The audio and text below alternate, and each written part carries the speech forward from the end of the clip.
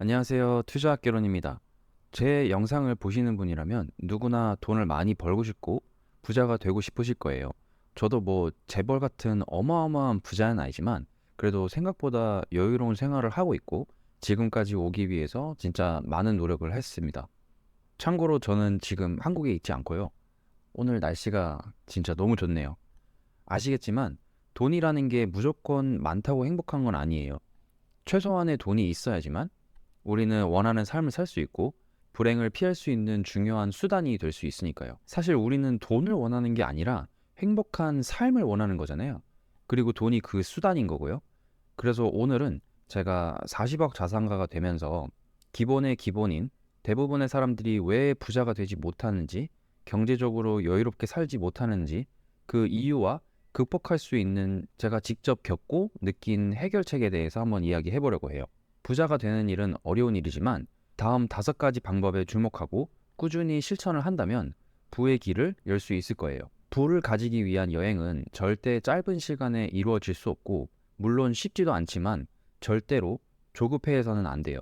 첫 번째는 건물의 베이스를 다지는 기본기인 바로 금융교육입니다. 많은 사람들은 금융 지식에 대한 교육을 받지 못하거나 부족한 경우가 많아요. 개인 재무관리, 부동산 등기부 등본 보는 방법, 주식의 원리, 경제지표 보는 방법, 세법 등 이런 교육들이 있어야 한다고 생각을 해요. 실제로 우리가 살아가면서 인생에 이게 얼마나 큰 영향을 주는지 다들 아시잖아요. 지금은 정규교육에 이런 내용들이 없기 때문에 우리는 자본주의 세상을 살아가기 위해서 스스로 찾고 연구하고 공부하고 준비해야 해요. 이런 내용들을 알고 있는 사람과 모르는 사람의 인생은 짧게 보면은 별로 차이가 안 나는데 길게 보면은 10년, 20년 길게 보면 엄청난 격차를 보이기 시작해요.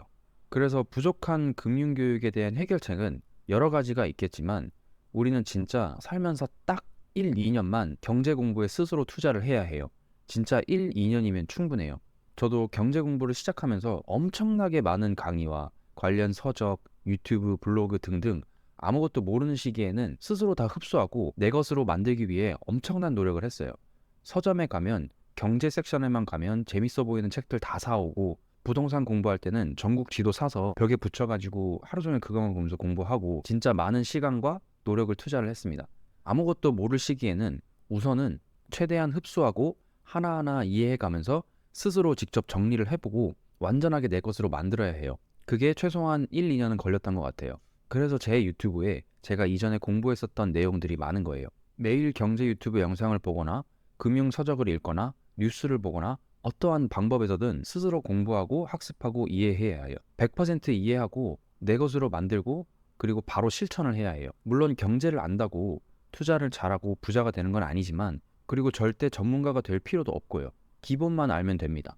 전문가가 꼭 돼야 한다면 모든 경제 박사님들이나 애널리스트들이 다 부자겠죠. 두 번째는 소득 관리입니다. 수입과 지출을 효과적으로 관리하지 못하는 경우 부자가 절대 될 수 없어요. 밑 빠진 독에 물을 아무리 채워도 채워지지 않는 것과 같이 열심히 돈을 벌어도 소비가 많으면 돈은 모아지지가 않아요. 자본주의 세상은 자본을 축적해야 합니다. 자본을. 현금은 물물교환을 위한 수단이죠. 그리고 자본을 축적하기 위해선 현금으로 자본을 사서 하나하나 모아야 합니다. 탑을 쌓는 거랑 똑같습니다. 기본 중 기본이에요. 내 소득을 관리하고 내가 얼마나 벌고 얼마나 쓰는지를 관리해야지만 내 개인 재무 상태를 파악할 수 있어요.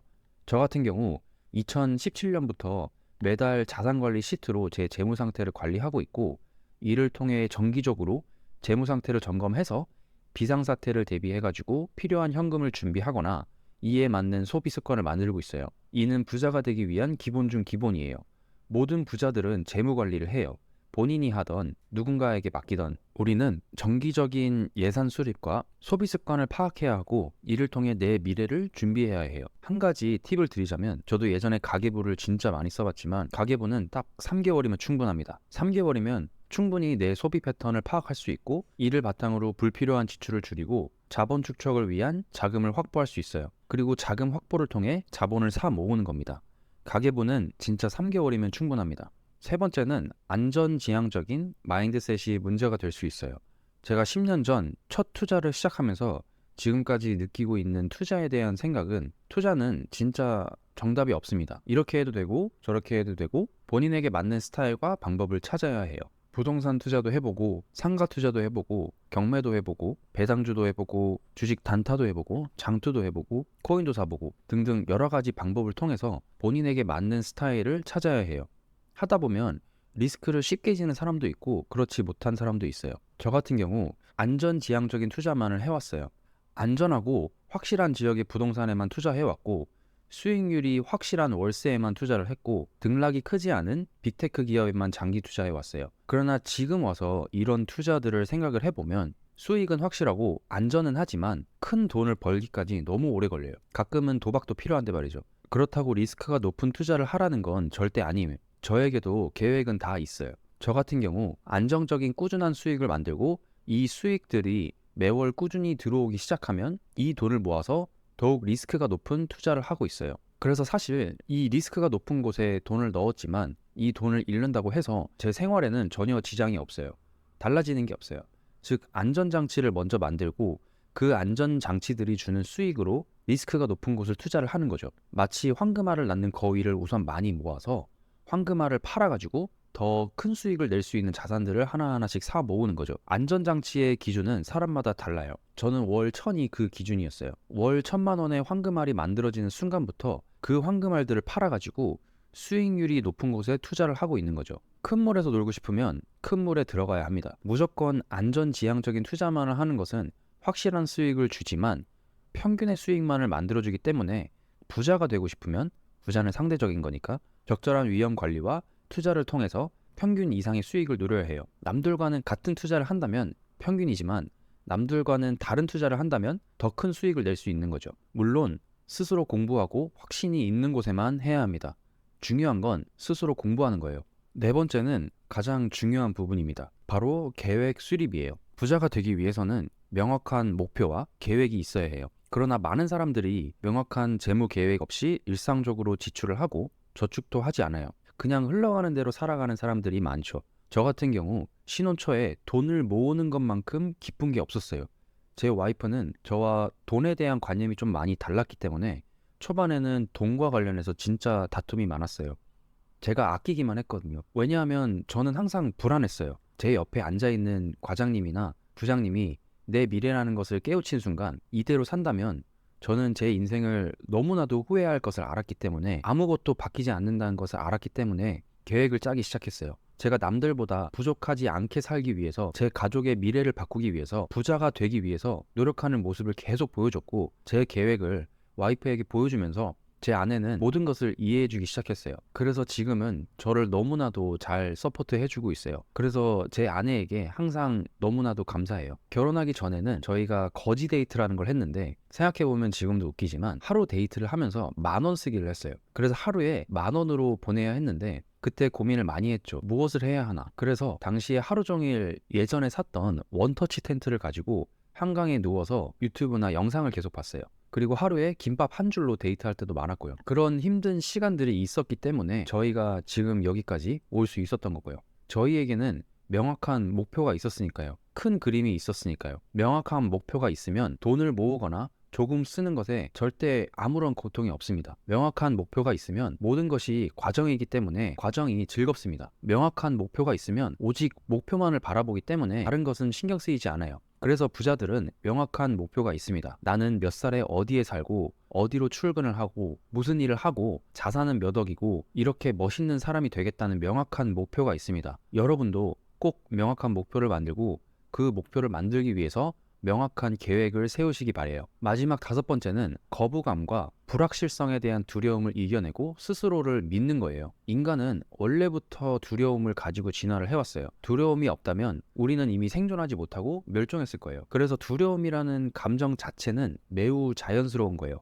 투자에 있어서 내가 이걸 사도 될까? 안 될까? 두려움이 생기는 것 자체가 당연하고 자연스러운 거예요. 부자가 되기 위해서는 불확실성에 대한 두려움을 극복해야 해요. 이를 극복하지 못하면 혁신적인 아이디어나 투자 기회를 놓칠 수 있어요. 투자는 불확실성을 이겨내는 게임이에요. 확실한 투자가 있다면 평균의 수익을 줄 것이고 사기일 가능성도 높죠. 그래서 두려움을 이겨내기 위해선 스스로 지식과 정보를 충분히 습득해야 해요. 투자에 대한 이해도와 지식이 높으면 거부감과 불확실성을 극복할 수 있어요. 시장 동향이나 기업 분석이나 부동산 지역 공부라든가 등등 연구를 통해서 스스로를 믿고 자신의 투자 결정을 믿어야만 해요. 저도 사람인지라 항상 무엇을 투자하기 앞서 두려움이 크지만 이 두려움을 이겨내기 위해서 그만큼 내가 확신이 들 때까지 연구하고 파내고 분석하고 공부해요. 충분한 지식이 쌓이고 이 자산에 대한 확신이 생기면 그때 투자를 해요. 제가 첫 상가를 투자할 때도 진짜 너무 두려웠어요.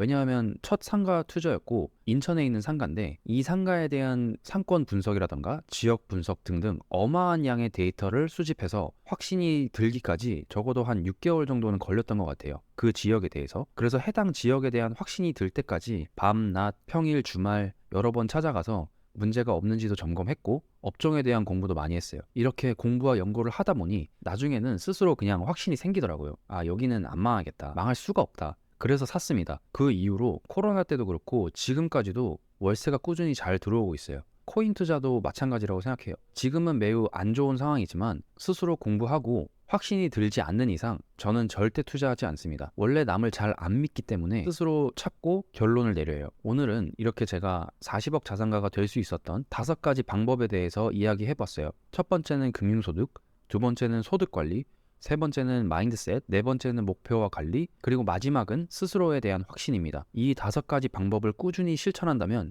제가 장담하는데 몇 년 뒤면 충분히 인생이 바뀌실 거예요. 제가 그렇게 살아왔거든요. 오늘도 이렇게 제 영상을 시청해 주셔서 감사합니다. 내용이 좋았다면 구독과 좋아요 부탁드릴게요.